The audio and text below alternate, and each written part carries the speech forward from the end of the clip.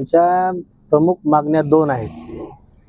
1 मार्च 2022ला कंपनीने आम्हाला बेकायदेशीर काढलं, तर आम्हाला कंपनीवर कामावर घ्यावं आणि 58 वर्ष आम्हाला कामावर न काढण्याचे हमीपत्र द्यावं आणि आमचे जे 3 वर्ष 5 महिन्याची जी मागील पगार राहिलेली आहे ती आम्हाला पगार मिळावी आणि आम्हाला 58 वर्षापर्यंत कंपनी आम्हाला आता कामावून काढणार नाही याचा हमीपत्र आम्हाला त्यांनी लेखी स्वरूपात लिहून द्यावं. आणि दुसरी मागणी, जर कंपनी कामावर घ्यायला तयार नसेल तर आमचा 58 वर्षापर्यंतचा जे सर्व्हिस बाकी आहे त्याचा आमचा फुल अँड फायनल हिसाब आम्हाला कंपनीने द्यावा. तुम्ही या कंपनीमध्ये किती वर्षापासून काम करता? या कंपनीमध्ये आम्ही तब्बल 10 ते 12 वर्षापासून परमनंट कामगार म्हणून आहोत आणि त्या अगोदर परमनंट व्हायच्या अगोदर आम्ही काही जण 10 वर्षापासून होते तर काही 7-8 वर्षापासून कॉन्ट्रॅक्ट मध्ये आम्ही काम केलेले आहे.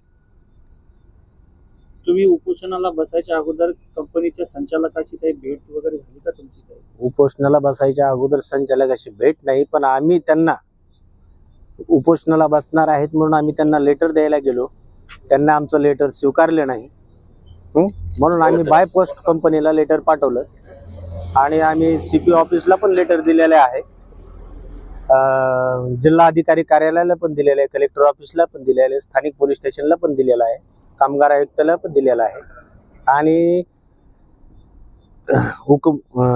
मंत्री महाराष्ट्राचे मंत्री देवेंद्र फडणवीस साहेबांना दिलेलं आहे, अजितदादा पवार यांनाही दिलेलं आहे, शिंदे साहेबांना पण दिलेलं आहे आणि आपले महाराष्ट्राचे कामगार मंत्री आकाश फुंडकर साहेब यांनाही आम्ही लेटर पाठवलेलं आहे आणि आमचं पूर्ण लिगली लोकशाही मार्गाने आम्ही आमचं अन्नत्याग अमर उपोषण करत आहोत.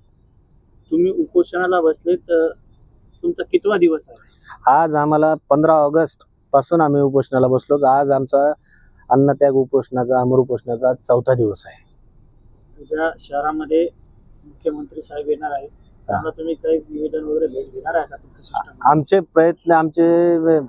प्रयत्न तर उद्या मुख्यमंत्री साहेबांना 100% भेटण्याचे आहेत आणि आम्ही 100% प्रयत्न करू आणि आमचे झुंजार छावा संघटनेचे सुनील भाऊ कोटकर हे पण प्रयत्न उद्या साहेबांना भेटण्याचे त्यांचे प्रयत्न चालू आहेत आणि आमची व्यथा आम्हाला मंत्री साहेबाबरोबर आम्हाला आमची व्यथा मांडायची आहे. कारण की आज 4 दिवस झाले कुठलंही प्रशासनाचं माणूस आलं नाही. आज हे 4 कामगार आज त्यांची म्हणजे तब्येत पूर्ण खालावली आहे. कुठला मेडिकल ऑफिसर आला नाही किंवा मॅनेजमेंटचं कोणीही आजपर्यंत 4था दिवस आहे, कोणी मॅनेजमेंटचाही माणूस आलं नाही आणि काही नाही. साधारणतः तुम्ही या कंपनीमध्ये किती कामगार आहात? आम्ही कंपनी मालकाने 34 लोकांना म्हणजे तसे 39 लोक होते, काही लोक 5 लोकांनी ते त्यांच्या पद्धतीने निघून गेले कंटाळून, ते बाहेर गावचे होते. ते म्हणजे ती हुकुमशाही एवढी आहे की त्यांना ऍडजस्ट करावंच लागलं, पण आता आमचं पूर्ण काही होतच नाही म्हणून आम्ही आज 34 कामगार आहोत. आपल्या लोकांना कंपनीने का कामावरून काढण्यात टाकलं? कंपनीचं असं म्हणणं आहे की माझा बिझनेस कमी झालेला आहे, पण तसं ऍक्च्युली पाहायला गेलं तर कंपनीचा बिझनेस एवढ्या जोरात चालू आहे आणि कंपनीनं काहीतरी कारण सांगितलं की बिझनेस कमी आहे, तसं नाहीच ना. 500 ते 600 कामगार 3 शिफ्ट मध्ये इथं काम करतायत आणि कंपनी मालक म्हणतो माझा बिझनेस कमी झालेला आहे. चुकीच्या त्यांच्या विचाराने त्यांनी काय. कंपनीतून आपल्याला कामावर काढून किती दिवस उलटले?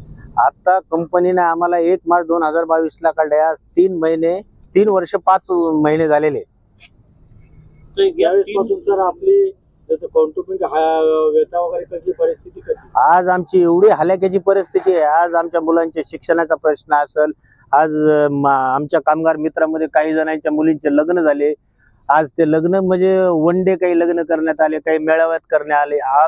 आज आमच्या 34 कामगारांपैकी 1 कामगार कंपनीमध्ये ज्यावेळेस काढलं त्याच्या दुसऱ्या दिवशी आम्ही कंपनी मालकाला विनवण्या करायला विथ फॅमिली आम्ही सगळे गेलो होतो. हातपाय जोडले तरी मालकाचं म्हणजे काही रोलच नाही, त्यांना म्हणजे घेण्याचा काही प्रश्न घेतलं नाही. त्यावेळेस जाग्यावर तिथे 1 जणाला आमच्या अटॅक आला, त्यावेळेस पासून त्याला परेशान झाली. त्यानंतर 5-6 महिन्यात तो आमचा कामगार ह्याच टेन्शन, त्याच्या मुलीचा साखरपुडा होता त्याच्यात तो वारला. म्हणजे एकदम सांगायचं की पूर्ण आमची फॅमिली त्यावेळेपासून आमची एवढी परेशानी आहे. आज आम्ही खायला देखील मोहतात आहे आणि आमच्यामध्ये पूर्ण जेवढे कामगार आहेत ते पूर्ण 40च्या वरची एज बार झालेले आहेत सगळे. आता कुठल्याही कंपनीमध्ये आम्ही काम करायला गेलो तर कंपनीला 20 ते 30च्या वयामधला माणूस लागतो कामाला, आणि आज 40, 45, 50, 55 असे आमच्याकडे आता कामगार आहेत. ह्या मध्यस्थितीला आम्ही काय करणार?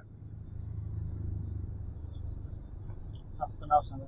माझं नाव सिद्धार्थ श्रीपती खिल्लारे. साहेब मी 1990 पासून इथे कामाला आहो. 1990ला कामाला लागलो. 2003ला त्यांना मला तोंडी आदेशाने काढून टाकलं होतं. त्याच्यानंतर मी लेबर ऑफिसला गेलो. लेबर ऑफिसला केस चालली माझी. त्याच्यानंतर लेबर ऑफिस काही मिटलं नाही. लेबर कोर्टला गेलो. 2004मध्ये लेबर कोर्टमधून 2014पर्यंत केस चालली माझी. 2014 माझा निकाल लागला.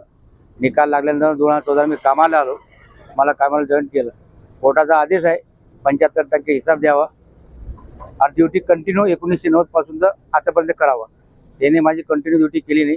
फक्त 2014 जॉईन केलं आणि 2014च्या नंतर 2022ला यांच्याबरोबर 35-34 लोकांबरोबर आम्हाला दोघांना काढण्यात आलं. साहेब आम्हाला 75% हिसाब दिलाच नाही. दिला हायकोर्टाचा आदेश केला त्यानं 50% रक्कम भरा. त्यानं 50% रक्कम भरली बी नाही, पैसे बी दिले नाही आणि काहीच नाही. अजून केस माझी हायकोर्ट लांबलेली आहे. आता हे तुम्हाला जे अपंगत्व आलेलं आहे हे कधी 2018मध्ये मला माझा ट्रान्सफर केलं. मी गेटवर होतो सिक्युरिटी म्हणून. 2018ला मला ट्रान्सफर केलं कामावरती. मी CNC मशीन 2 चालवत होतो. तिथं तर ऑइल वगैरे पडलेलं होतं. माझा बूट वगैरे ड्रेस होता अंगावरती. तिथं एक आपल्या टूलचे काही बॉक्स वगैरे होता तिथं ठेवलेला. त्या बॉक्सवर मी पाय घसरून पडलो होतो. पण त्यावेळेस मला काय लागलं नाही. मग 2 महिन्यात 2-3 महिन्यात थोडा त्रास व्हायला लागला. तर माझा एक बॉल आहे इकडचा बॉल आहे तो पूर्ण टोटल गेला होता. मी श्रीकृष्ण हॉस्पिटल आकाशवाणी इथं ऑपरेशन 1.5 लाख रुपये करून घेतलं. कंपनी मला 10 पैसे सुद्धा दिले. मी अर्ज केला की मी 1 लाख रुपये द्या बाबा, पण त्याने मला 10 पैसे दिले नाही. तुमचं नाव? समाधान सदाशिव इंगळे. आम्ही भोगले ऑटोमॅटिव्ह प्रायव्हेट लिमिटेड AITG ग्रुप येथे 2012ला परमनंट झालेलो होतो. कायमस्वरूपी परमनंट असता आम्हाला कोणतीही पूर्व सूचना न देता आकस्मिक निर्णय घेऊन 1 मार्च 2022ला कामावर गेटवरती नोटीस लावून दिली की तुम्हाला आता कामावरती घेणार नाही म्हणून. आम्ही कामगार नियमित नित्यपणानं काम करत होतो. पण काही कंपनीत हादसा घडला. त्याच्यात कामगाराचा कुठलाही रोल नव्हता. पण त्या अनुषंगाने मालकांना सांगणं आहे की कामगारांच्या ह्या गोष्टीमुळे ही घटना घडलेली आहे. पण आज कोणतीही घटना घडलेली नाही आणि कामगाराचा त्याच्यात कोणताही दोष नाही. ठीक आहे, आमच्याकडून ही घटना घडलेली असेल, पण मग कोणत्याही अकस्मात कारणानं हा निर्णय घेणं हा कुठपर्यंत योग्य आहे? हा म्हणजे कायद्याचा कुठंतरी दुरुपयोग करून कामगारावरती अन्याय करणं. कामगार आयुक्तांनी स्वतः 22 खटले दाखल केलेले असताना सुद्धा त्यांच्यावरती कोणतीच कारवाई होत नाही. आता कामगार आयुक्त आलेले असताना त्यांनी सुद्धा तेच सांगितलं, आम्ही काही करू शकत नाही. मग कोण करणार यांच्यावरती कारवाई? जर कायद्याचा जर त्यांना धाक नसेल तर मग हे कायद्यापेक्षा मोठे झालेले उद्योगपती झालेले आहे अशी आमचं म्हणणं आहे. आज आमच्या मागे हे 34 कामगार नसून आमच्या मागे 34 जणांची फॅमिली आहे.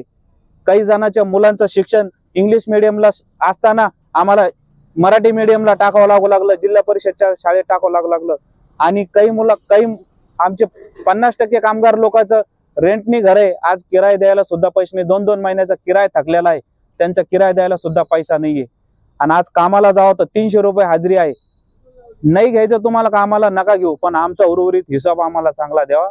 नाही तर आम्हाला 58 वर्षाची सर्व्हिस देऊन आम्हाला पूर्ववत कामावर घ्यावा ही आमची मागणी आहे. आमच्या मागणीवर आम्ही ठाम आहे. Subscribe now and press the bell icon. Never miss an update.